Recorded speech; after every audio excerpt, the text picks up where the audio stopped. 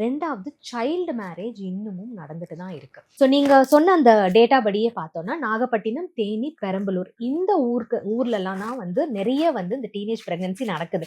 Okay, நம்ம எல்லாரும் பேசிட்டு இருப்போம், இங்க இருக்கிறவங்கலாம் சொல்லுவாங்க ரொம்ப வந்து சிட்டில தான் நடக்கும், சென்னையிலலாம் இதெல்லாம் ரொம்ப ஜாஸ்தியா இருக்கு. பட் இன்னும் ரூரல் டிஸ்ட்ரிக்ட்லாம் வந்து இது நிறையவே இருக்கு பிகாஸ் ஆஃப் சைல்டு மேரேஜ் அப்படின்ற ஒரு விஷயமும். ரெண்டாவது அங்க இன்னமும் வந்து அந்த இங்க இருக்கிற பிள்ளைங்களாச்சும் வந்து ஏதோ இன்டர்நெட்டை பார்த்து ஒரு டேட்டாவை அவங்களுக்கு வந்து கொடுத்துரும். அது வாட் இஸ் செக்ஸ் எஜுகேஷன் என்ன ஏதுன்றதை அவங்க ஏதோ நெட்ல பார்த்து பாதி தவறாகவும் பாதி வந்து தனக்கு புரிஞ்சதாகவும் எடுத்துக்கிட்டு இருக்காங்க. பட் இன்னமும் வந்து கிராமங்கள்ல இருக்கிற குழந்தைங்களுக்கு they don't have what will happen to their body.